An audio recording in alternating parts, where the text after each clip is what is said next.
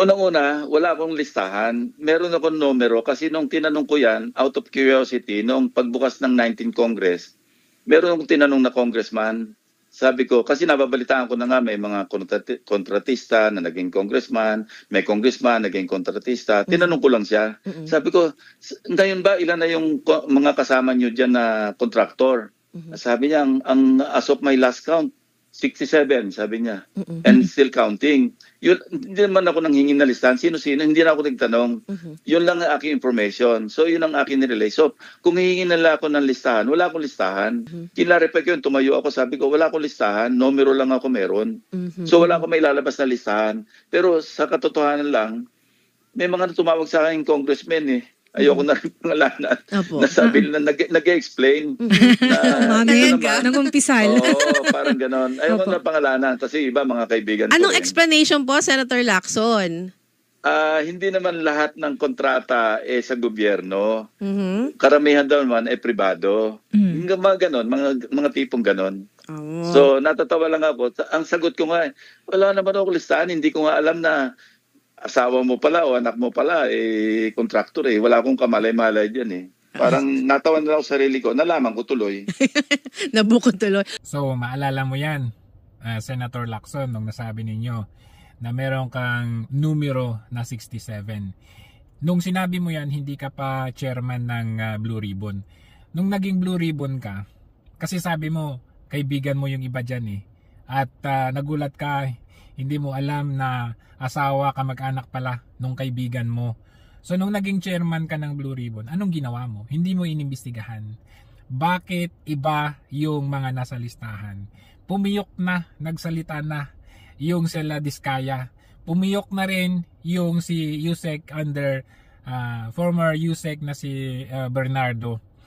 Pinangalanan yung mga congressman including Zaldico. Anong ginawa mo?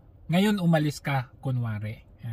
Ngayong umalis ka, tapos babalik ka. Ibang script na, ibang mga characters ang iimbestigahan ninyo. Kagaya na lamang nila Senator Bongo. Nasaan yung mga contractors na sinasabi mong 67 ang bilang? At tingnan mo nga, nandito nga eh. Nandito sa gallery ng Senate. Ayan oh, Senate of the Philippines. Ikaw mismo ito, nagbigay ng inyong salaysay o privilege speech. Ayan, Senator Ping Lacson has discovered a modus operandi involving lawmakers. Ayan, lawmakers, contractors. Ikaw po ang nagsabi at nagsiwalat nito. Sinasabi mo may mga porsyentuhan pa dyan, 40%. Tapos hindi sinusunod yung tamang sukat. Halimbawa, 150 meters ang sasabihin pero pag gagawin na, only 50 meters.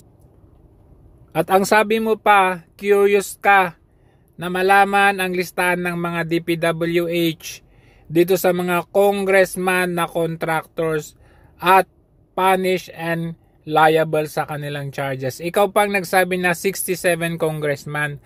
At sabi mo, wala kang listahan pero may numero ka dahil may congressman na nagsabi sa'yo. Ngayon, naging chairperson ka ng Blue Ribbon. Bakit hindi mo inimbestigahan at tinanong yung congressman na nagsabi sa'yo ng 67 na bilang and counting pa yun ha?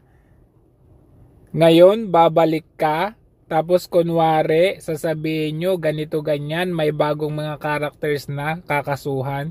Yung mga napangalanan, Alcantara, Hernandez, yung mga congressman na napangalanan na, Zaldico, Martin Romualdez, wala na sa picture. Ilalagay nyo dyan, Bato, Bongo, Duterte, Sara,